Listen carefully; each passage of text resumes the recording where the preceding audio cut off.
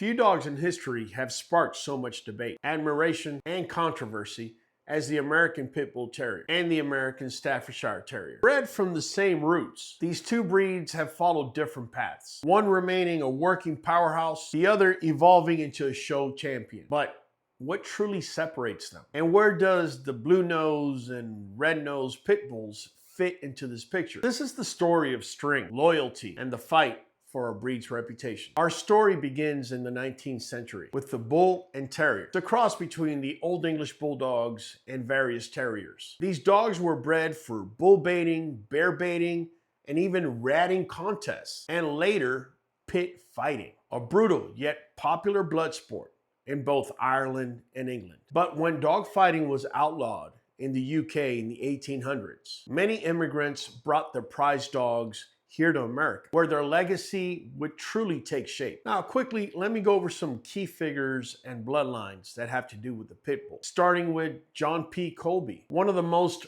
early influential breeders, known for Colby's Primo. As far as bloodlines that dominated early APBT history, you have the Colby, Tudor, Carver, and the Boudreaux. These bloodlines gave rise to what would become the American Pit Bull Terrier, or APBT, a dog known for gameness, athleticism, and an unbreakable bond with its owner. Recognized by the United Kennel Club, or UKC, in 1898, the APBT became the preferred working dog for farm work, hunting, and even nanny duties with children. As the 20th century progressed, a movement began to separate the game-bred fighting dogs from those bred for conformation and companionship. In 1936, the American Kennel Club, or AKC, recognized a subgroup of APBT, selecting dogs with larger builds and calmer temperaments to establish what was initially called the Staffordshire Terrier. Key figures and bloodlines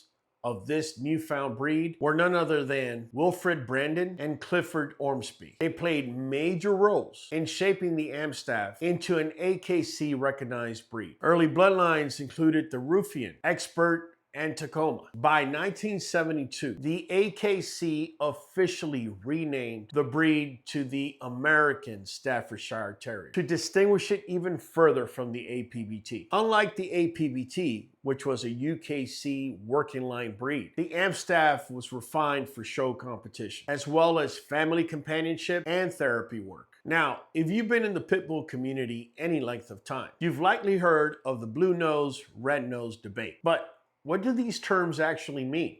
Let's clear up the misconception. Red-nosed pit bulls originated from the old family red-nosed bloodline, a highly prized strain from Ireland, recognized for their reddish-brownish coats, copper-colored eyes, and red noses, and they're historically associated with high gameness and athleticism. Now, the blue-nosed pit bull results from a recessive dilution gene, which affects the black coat color, turning it into a dark to even light grayish color, and that's referred to as blue. And it appears in various APBT and Staffordshire bloodlines. It is not a separate lineage. However, they're often bred for their unique color rather than working ability, leading to some health concerns such as skin allergies and skin issues. The truth is, the red-nosed pit bull and the blue-nosed pit bulls are simply color variations within the APBT. They do not represent separate breeds, nor do they guarantee specific temperament. However, certain bloodlines linked to these colors have unique histories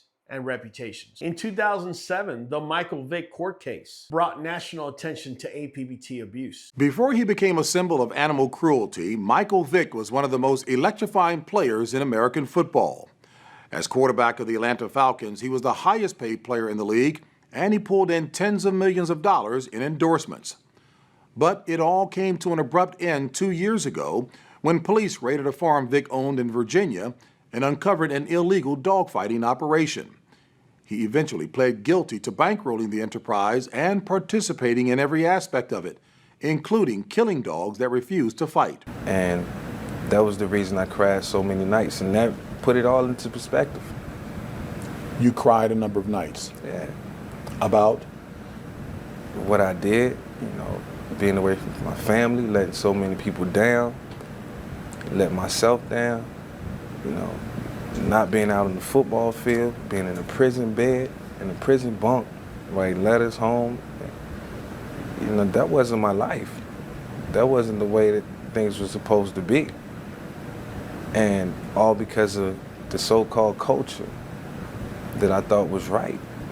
And I thought it was cool, and I thought it was, you know, it was fun and it was exciting at the time. It all led to me laying in a prison bunk by myself, with nobody to talk to but myself. Who do you blame for all of this?